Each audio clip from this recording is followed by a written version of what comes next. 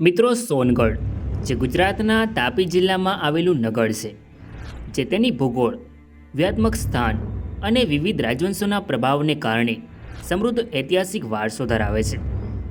પશ્ચિમ ઘાટ અને તાપી નદીની નજીક સ્થિત સોનગઢ લાંબા સમયથી વેપાર અને લશ્કરી ચોકી તરીકે મહત્વ ધરાવે છે.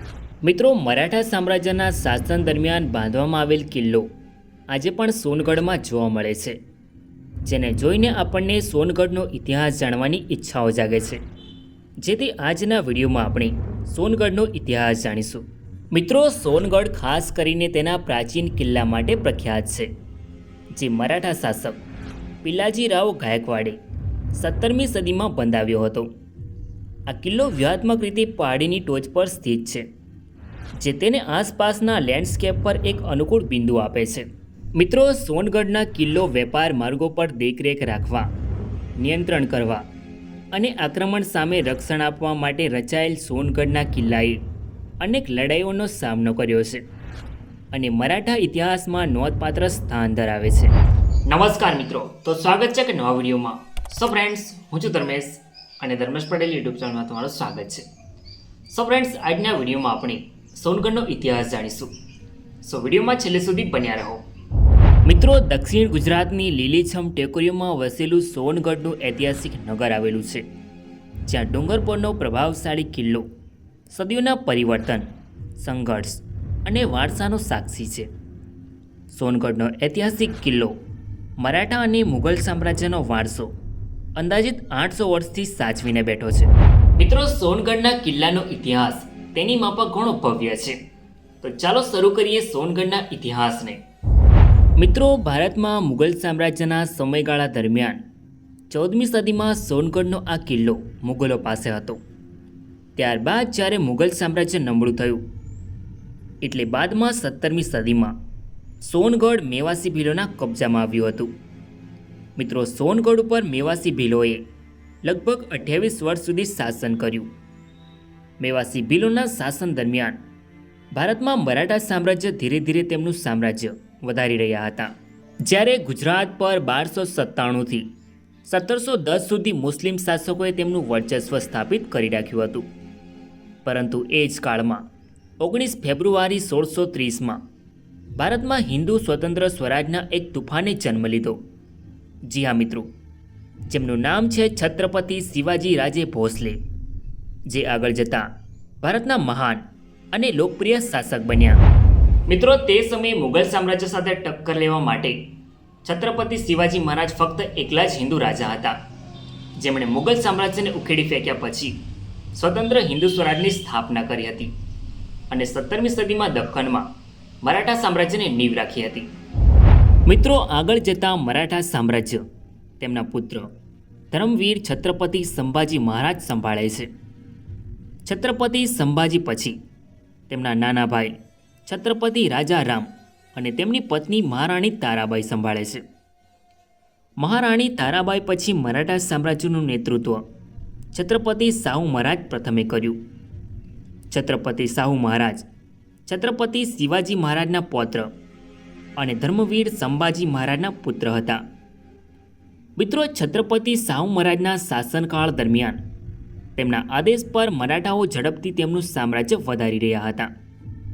તેમાંથી એક નામ હતું સ્વરાજના સર સેનાપતિ ખંડેરાવ દાભાડે. તેમણે મહારાષ્ટ્રમાં મુગલો સામે અનેક યુદ્ધો લડ્યા અને જીત્યા પણ. તેમનું આ શૌર્ય જોઈ છત્રપતિ શાહુ મહારાજે ખંડેરાવ દાભાડેને ગુજરાતના અભિયાન પર મોકલ્યા. મિત્રો, ખંડેરાવ દાભાડેની સેનામાં એક પ્રમુખ સરદાર પિલ્લાજીરાવ ગાયકવાડ પણ સામેલ હતા. તેમની સાથે જ મરાઠાઓએ ગુજરાતમાં મરાઠા સામ્રાજ્યના વર્ચસ્વ માટે અભિયાન શરૂ કર્યું, જેમાં સૌપ્રથમ ગુજરાત તરફ આગળ વધતા મરાઠા સામ્રાજ્યના પિલ્લાજીરાવ ગાયકવાડે મેવાસી ભીલોને હરાવીને સોનગઢના આ કિલ્લાને જીતી લીધો. મિત્રો, પિલ્લાજીરાવ ગાયકવાડે 1719માં સોનગઢના કિલ્લા પર તેમનો કબજો મેળવ્યો હતો અને 1728થી 1729માં પિલ્લાજીરાવ ગાયકવાડે કિલ્લાને ફરીથી મોટું પુનઃનિર્માણ કરાવ્યું હતું, જેનાથી કિલ્લાની રક્ષા ક્ષમતા વધી ગઈ. કિલ્લાને મજબૂત ગઢના રૂપમાં ઉપયોગ કરવા માટે સાવધાનીપૂર્વક ફરીથી બનાવવામાં આવ્યો હતો. મિત્રો, પિલ્લાજીરાવ ગાયકવાડે સોનગઢને પોતાનું મુખ્યાલય બનાવ્યું હતું.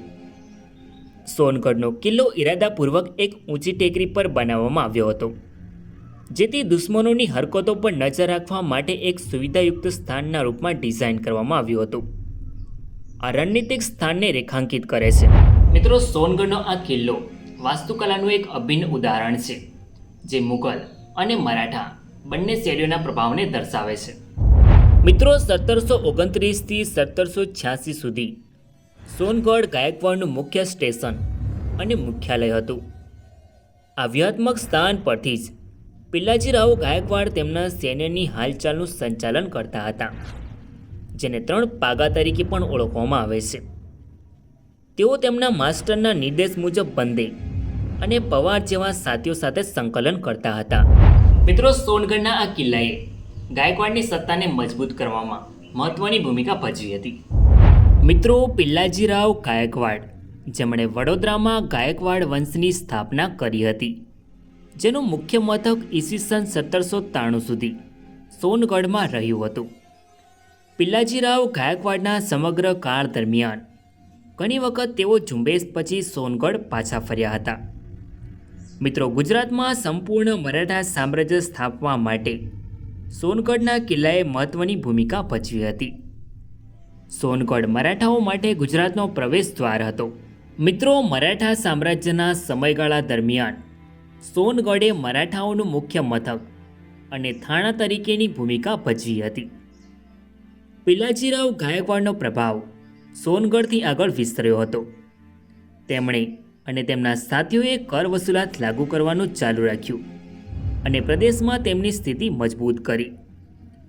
પિલ્લાજીરાવ ગાયકવાડના વ્યૂહાત્મક જોડાણો, જેમાં રાજપીપળાના રાજા સાથે જોડાણ અને ભીલો અને કોળીઓ જેવા સ્થાનિક જૂથોના એકીકરણ સામેલ હતા, તેણે ગાયકવાડની શક્તિને વધુ મજબૂત બનાવી હતી.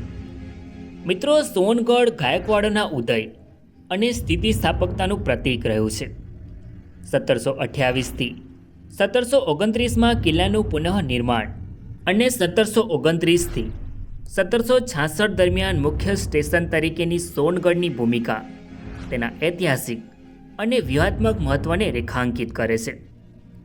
મિત્રો, સોનગઢના કિલ્લામાં આવેલો શિલાલેખ ગાયકવાડ વંશના તેના પરિવર્તન અને સ્થાયી ભૂમિકાનો ઉલ્લેખ કરીને આ મહત્વપૂર્ણ સમયગાળાની યાદમાં છે.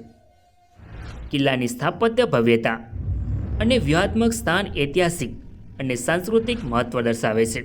મિત્રો, સોનગઢનો કિલ્લો 800 વર્ષનો જાજરમાન ઇતિહાસ સાચવીને આજે પણ અડીખમ ઊભો છે. ભારતીય પ્રાચીન વાસ્તુકલાનો ઉત્તમ નમૂનો કહી શકાય એવો સોનગઢનો ઐતિહાસિક કિલ્લો મરાઠા સહિત અનેક સામ્રાજ્યનો વારસો અંદાજિત 800 વર્ષથી સાચવીને બેઠો છે. મિત્રો, આ કિલ્લાની ઊંચાઈ 112 મીટર જેટલી ગણાય છે, જ્યારે કિલ્લાના પ્રવેશદ્વારની નજીક લગભગ 200 જેટલા પગથિયા સીધા આવેલા છે. આ કિલ્લા પર મહાકાળી માતાનું અને ખંડેરાવ ભગવાનનું મંદિર તથા દરગાહ જેવા ધાર્મિક સ્થાનો આવેલા છે. સોનગઢના કિલ્લામાં લશ્કરને છુપાવવા માટે બંકર અને તહેખાના પણ બનાવવામાં આવ્યા હતા. મિત્રો, સોનગઢના આ કિલ્લા પર પીવાના પાણીની વ્યવસ્થા માટે વિશાળ ભૂગર્ભ ટાંકા બનાવવામાં આવ્યા હતા.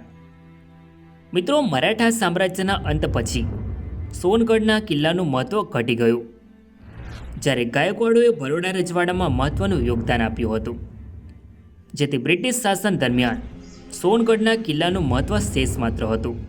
ત્યારબાદ સોનગઢના કિલ્લાની કોઈ ખાસ જાળવણી ન થવાને કારણે તેની ખંડેર હાલત થઈ ગઈ હતી. મિત્રો, હાલમાં સોનગઢના કિલ્લાનું સમારકામ અને પર્યટન સ્થળ તરીકેનું કાર્ય હાથ ધરવામાં આવ્યું છે, જેને તાપી જિલ્લાના ડીએફઓ કચેરી, વન વિભાગ તથા સોનગઢ પાલિકા દ્વારા કિલ્લાને વિકસાવવાનું મહત્વનું કાર્ય શરૂ કરવામાં આવ્યું છે. મિત્રો, મરાઠા સામ્રાજ્યના સંઘર્ષ સાથે જોડાયેલ ઐતિહાસિક સોનગઢ આજે ગુજરાત રાજ્યના તાપી જિલ્લાના સોનગઢ તાલુકામાં આવેલ એક નગર છે. સો ફ્રેન્ડ્સ, આ તો સોનગઢનો ઇતિહાસ. આઈ હોપ કે તમને આ વિડીયો ગમ્યો હશે. સો વિડીયોને લાઇક કરીને કમેન્ટમાં તમારો અભિપ્રાય જરૂર લખો, અને ચેનલમાં નવા હોય તો આવા જ આવનાર વિડીયો જોવા માટે ચેનલને સબસ્ક્રાઈબ જરૂર કરો. તો મળીએ નેક્સ્ટ વિડીયોમાં. ધન્યવાદ.